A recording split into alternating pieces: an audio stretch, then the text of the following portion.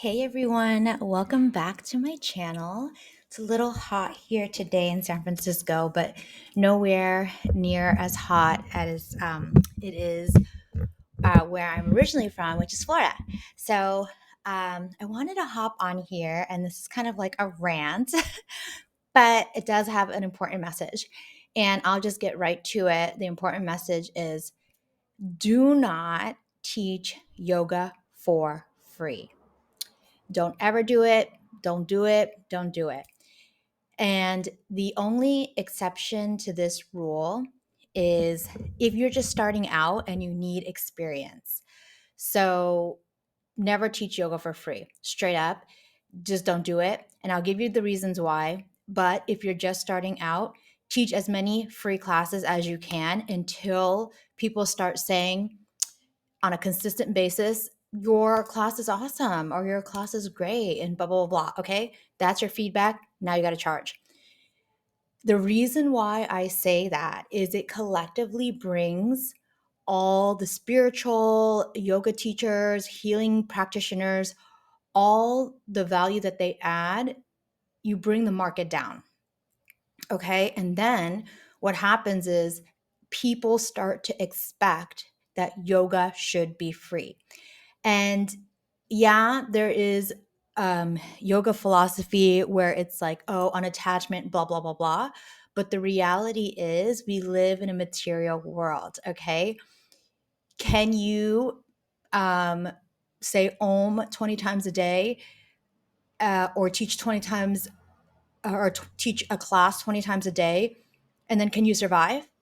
Probably not. You still need material items to survive. You need a house, a safe shelter. You need Maslow hierarchy of needs.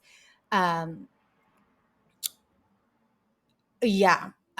Even if it's for a nonprofit, you still need to be paid for your energy, your time, your expertise, the time you invested in yourself to do inner work, to learn these concepts, to share your knowledge.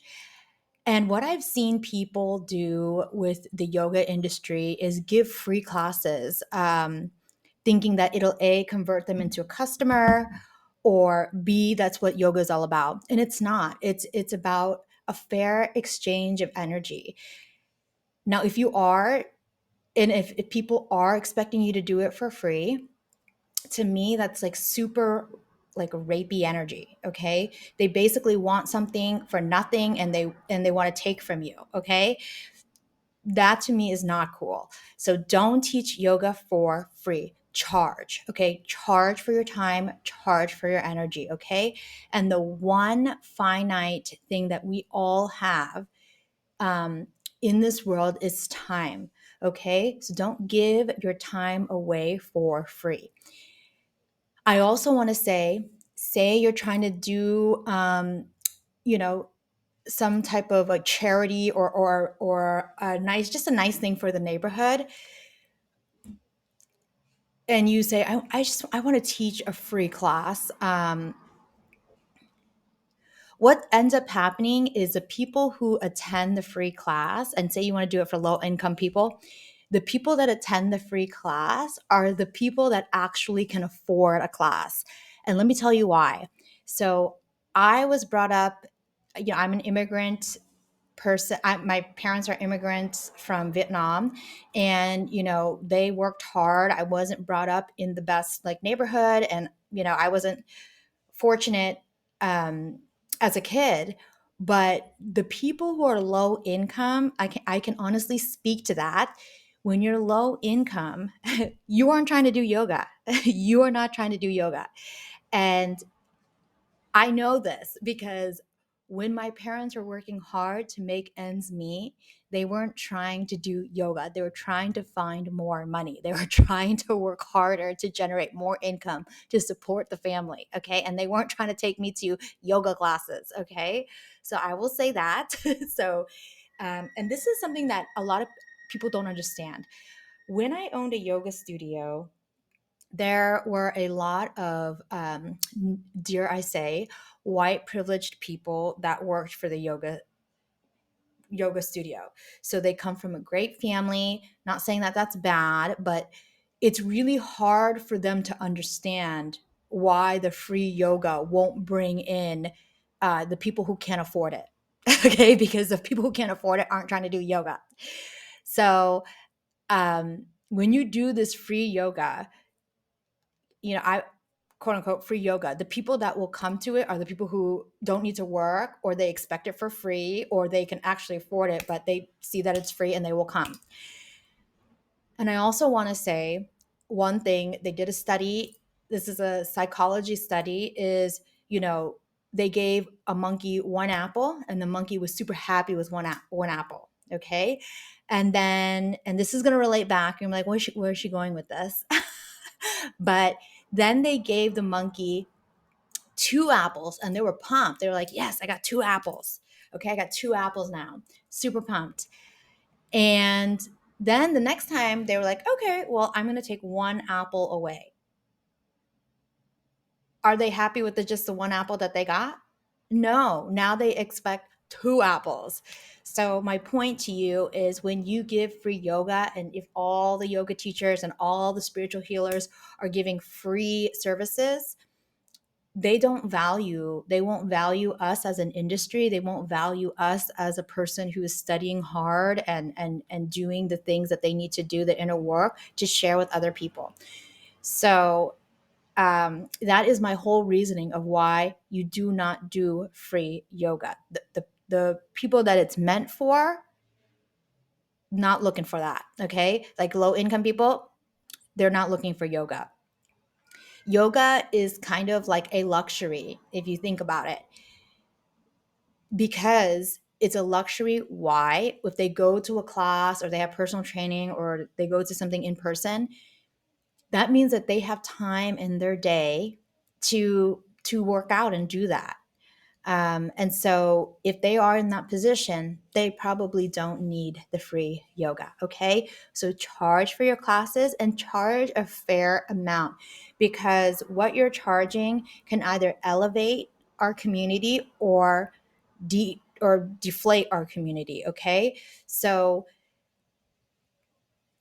I think when you first start teaching yoga, a lot of teaching the yoga and leading meditation, doing all those things, is all about public speaking.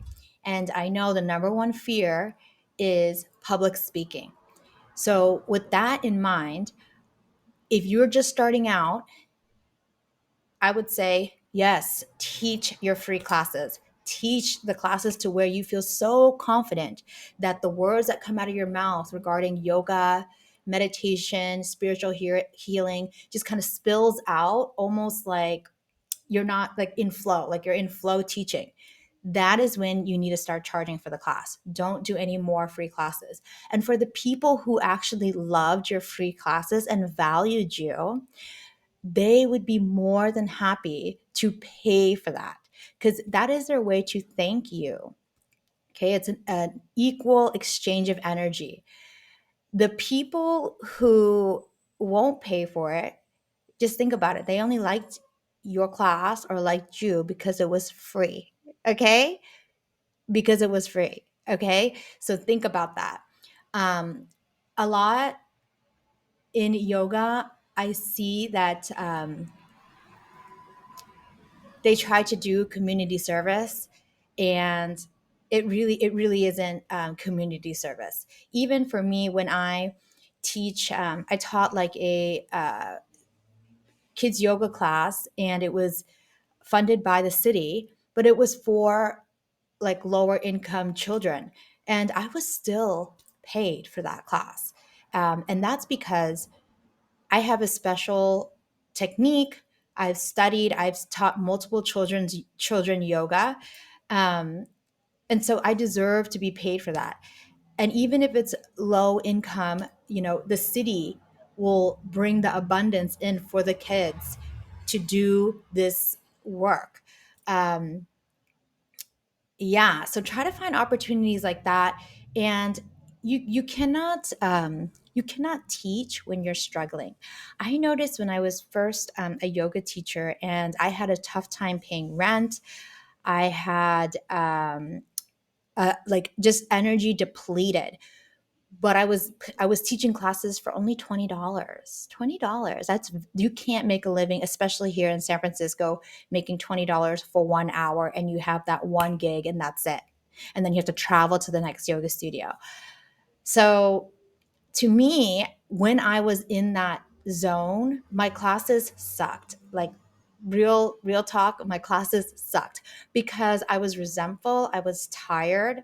I was in my survival mode. And when you're in survival mode, the vibes you give in class are awful.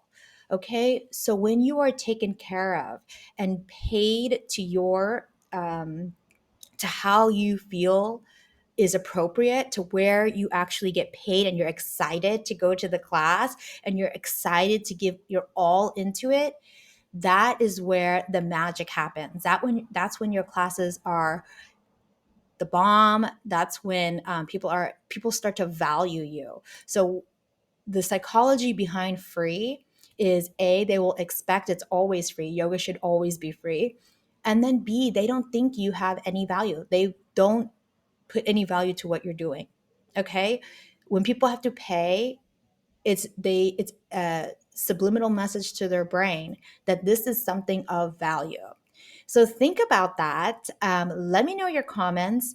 I have some yoga books online on Amazon if you need more substance on how to teach yoga. I also have a prenatal yoga teacher training online. And if you just want to bounce around the idea or what kind of mental blocks that you have regarding asking for money or something in equal value exchange for your yoga classes, let me know. Leave a comment. I also think I will go live for a Q&A, but let me know. And I hope you have a wonderful day.